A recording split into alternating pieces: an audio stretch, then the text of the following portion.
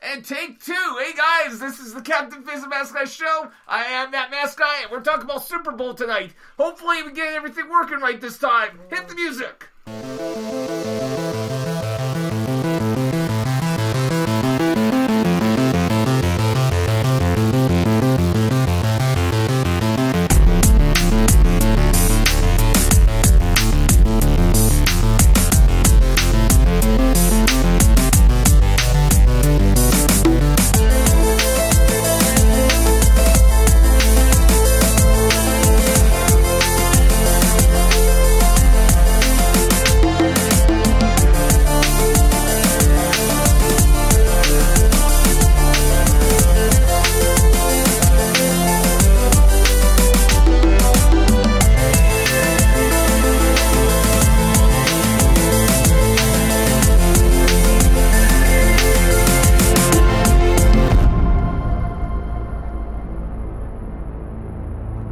Hey guys, welcome back to the Capt Fizz and Masked Guy show, part 2, apparently.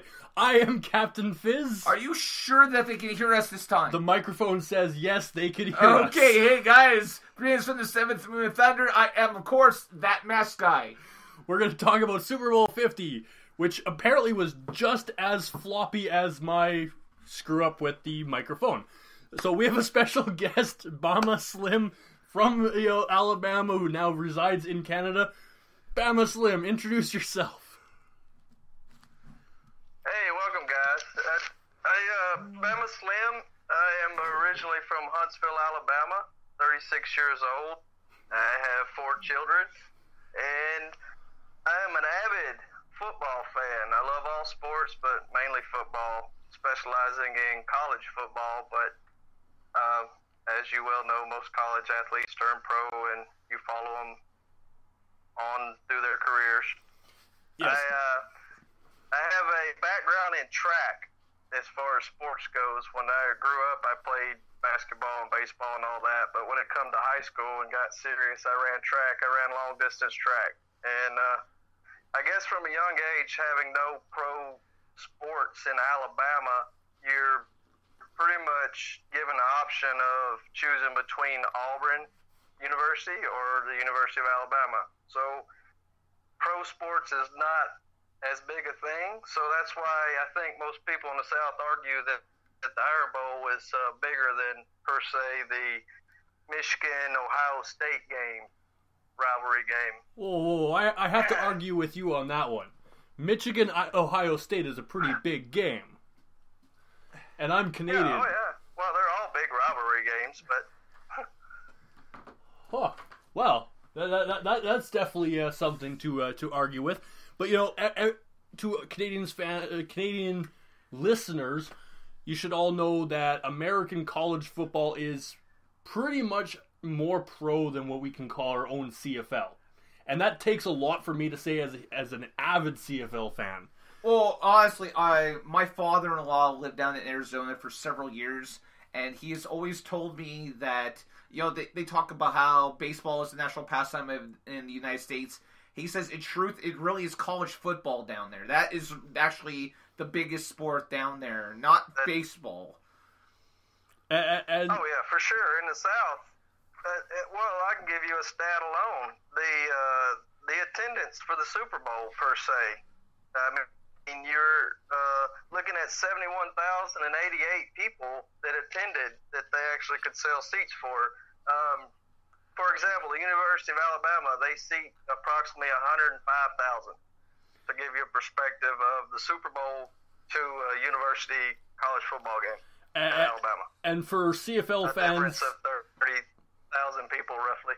Yeah, for CFL fans, that means every team has to sell out every single game for a year to even match that one game for Alabama. I think that might be a slight exaggeration, but... Well, we all know Toronto can't sell out games. And Winnipeg shouldn't. So, okay, fine. They would have to sell out... One team would have to sell out. Sorry, what?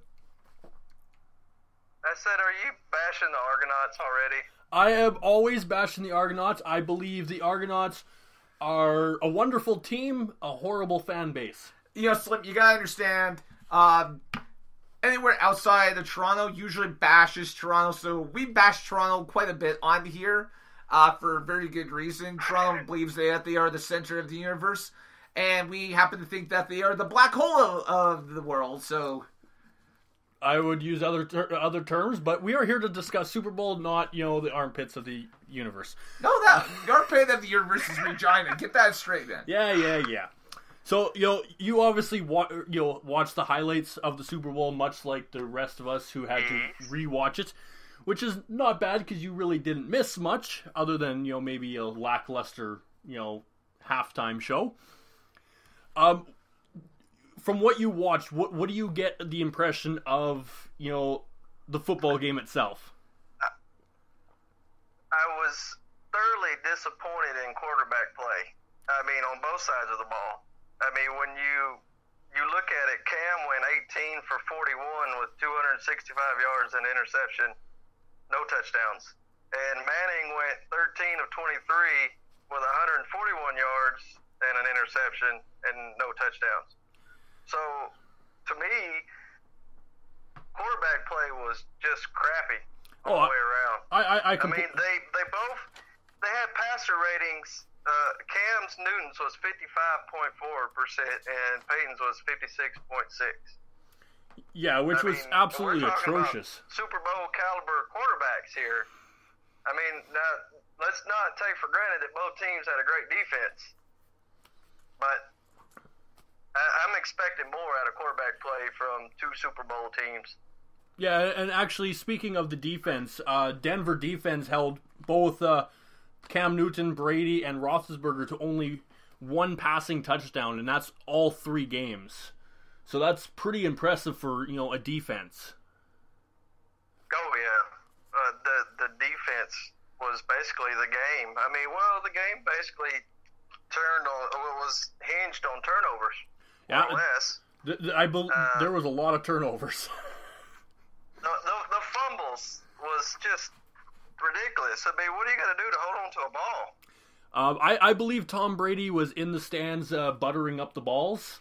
I hear he's very famous at doing things like that. Maybe he deflated them a little so they would not have as much traction. Well, if he deflated... I don't know, but... apparently deflating the balls actually helped him win, so you can't really say that he deflated them.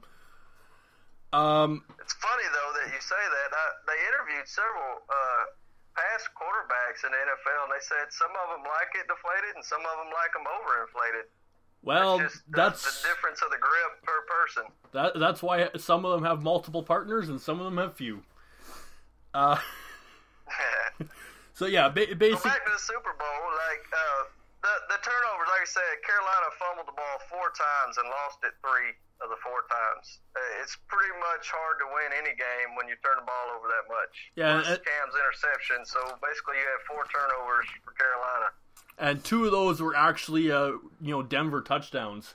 So that was a huge factor in Carolina completely falling apart.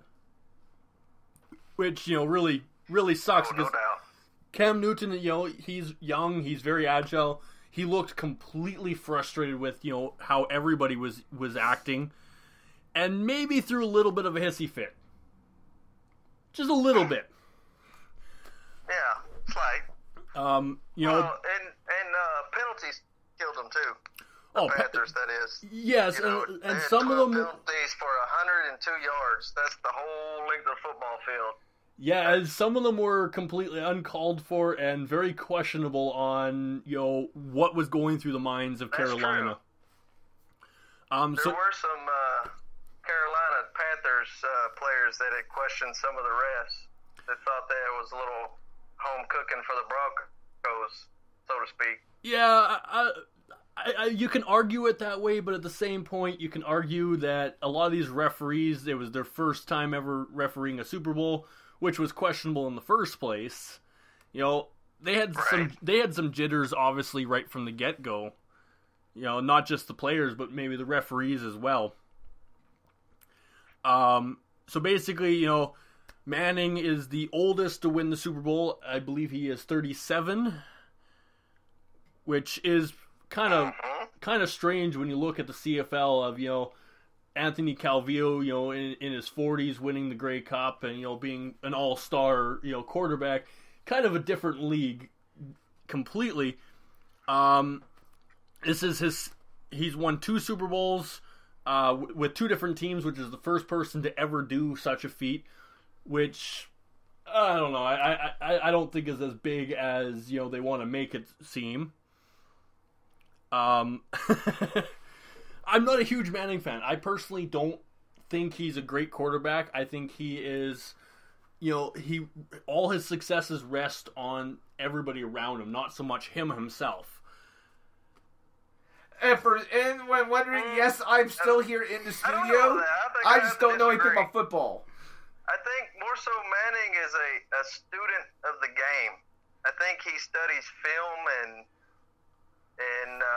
he understands audibles better than anybody else, which makes his quarterback skills, even though they're not great, his leadership skills and knowing what defenses he's about to come up against is what pushes him, I think, over that edge that makes him a great quarterback. I don't think his skill set gets him there alone. No, definitely not. And that's like with any team. The quarterback isn't always the number one player. He is just the guy to kind of guide them on the way. But after playing only 10 games this year and only throwing 2 touchdowns in the 3 playoff games, you got to wonder if he's calling it, a career. I would have to venture that he would. He said he would take time to reflect, but I mean, what's to reflect? He's been injury plagued, and now there's that stigma of the so-called steroid type of usage or whatever he used to heal his neck back to get back to playing again. So I think it's best to go out on top. It wouldn't be wise of him, in my opinion, to come back for another year in the NFL. His body just can't take it anymore. There has been rumors that the brand new Los Angeles Rams are considering making him an offer for him to be one of them at least for a year. And yes, I said Los Angeles. Los Angeles. Yeah, if that happens, it would be quite a 1-year contract. I would have to venture to believe. Now, do you think he's going to want to do that, or you think he's like the 3 options is A, stay in Denver, go to Los Angeles, or retire? Personally, as someone who is a huge football fan, what do you think is the best option in his case? Well, it's proven how many years he's played in the league and how many Super Bowls he's won and how many times he's actually made it to the Super Bowl. I mean, the odds of him going back to back are slim to none.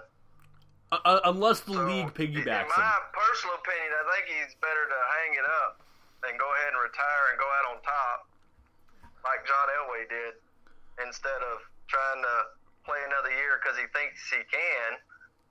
I think that the only reason the Broncos made it as far as they did is because they rode that defense all year long. It had nothing to do with the capabilities of their offense per se. Well, I mean, as a casual fan of most sports, I can tell you that, having a really strong defense is going to definitely help you out. It's obvious here, that from what little I saw of the game, that, just how much they depended on their defense to get them through the game. And that was the thing. The Panthers in the previous game, they went off and they scored quite a bit. I seem to recall, the score on that. And so the simple fact that was a drumming. So they were able to go off and, they got completely shut down. So, I guess you could say that, a strong, having a strong defense is sometimes better than having a strong offense. And, although it did appear to me that, the Panthers barely showed up to begin with. Well, yes, but a huge part of that was actually Von Miller, who, hands down was the Super Bowl MVP, 6 tackles, 2